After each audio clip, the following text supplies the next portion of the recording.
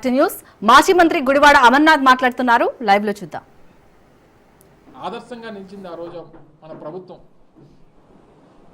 అది జగన్మోహన్ రెడ్డి గారి తాలూకా ముందు చూపు, రైతుల పట్ల ఉన్నటువంటి మాకు రైతుల పట్ల ఉన్నటువంటి ప్రేమ అభిమానాలు. ఒక సిస్టంలో ప్రభుత్వం తాలూకా బాధ్యత ఏంటి? వర్షాకాలం వస్తుంది, సీజన్ వస్తుంది, రైతులకి వరి వేసుకునేటువంటి సీజన్ వస్తుంది.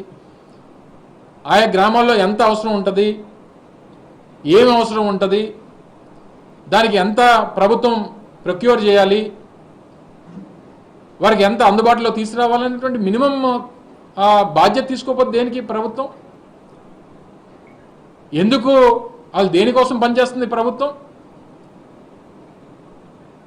అంటే రైతు ఎలా పోయినా పర్వాలేదు, చంద్రబాబు నాయుడు గారికి మొదటి నుంచి అలవాటు.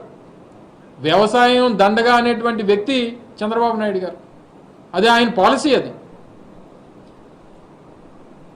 ఆయన చెప్పినటువంటి మాటల్లోనూ ఆయన చేసేటువంటి మార్కెటింగు ప్రజల కడుపులు నింపవు. ఈరోజు పైపెచ్చు మళ్ళీ వైఎస్ఆర్ కాంగ్రెస్ పార్టీ నాయకత్వాన్ని రైతులను కూడా బెదిరిస్తూ ఉన్నాడు. ముఖ్యంగా వైఎస్ఆర్ కాంగ్రెస్ పార్టీ మీద దాడి చేస్తూ ఉన్నాడు.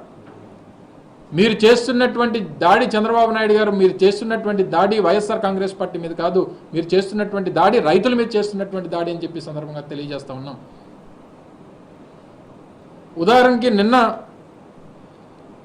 మన అనకాపల్లి అల్లం మనం మర్చిపోయాం, మీ అందరు గుర్తుందో లేదా, 2019 ముందు వరకు మన అన్నపూర్ణ సొసైటీకి వచ్చి రైతులు విత్తనాలు కానీ ఎరువులు కానీ తీసుకునేటువంటి ప్రక్రియ ఉండేది.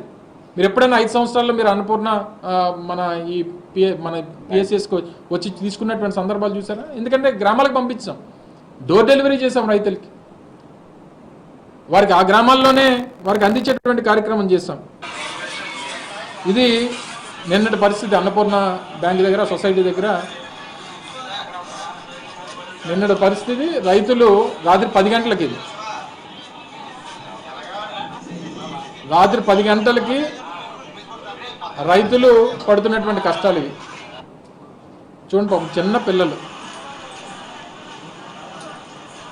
పిల్లలతో వాళ్ళు తిండి తిప్పలేక వాళ్ళు ఎక్కడి నుంచో వచ్చి వాళ్ళని కూడా రోడ్ల మీద పెట్టి పసిపిల్లల్ని పట్టుకొని ఓ బస్తా ఎరువుల కోసం పడుతున్నటువంటి కష్టాలు ఇవన్నీ ప్రభుత్వం దృష్టికి తీసుకుని వెళ్తే, ఈ ప్రభుత్వంలో ఫ్యాక్ట్ చెక్ అని చెప్పి ఒక వెబ్సైట్ నడుపుతూ ఉన్నారు, ఒక హ్యాండిల్ ట్విట్టర్లో కానీ లేదా ఫేస్బుక్లో కానీ.